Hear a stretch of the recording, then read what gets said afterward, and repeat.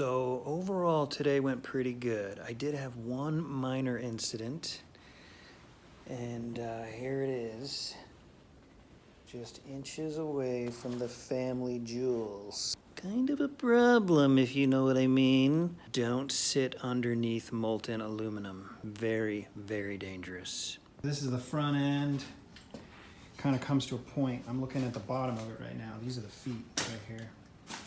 Anyway, it kind of comes to a point, so that's the top down there. Anyway, another foot, and another foot. And that one kind of tapers in just barely in the back. I wanted to make it look a little aerodynamic without looking like some cheap race car looking thing.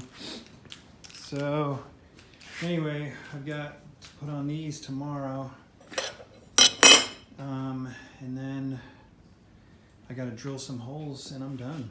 Once I drill in the holes, well, then I got to fit it on the van. And once I fit on the van, I have to paint it black. And then I'm done.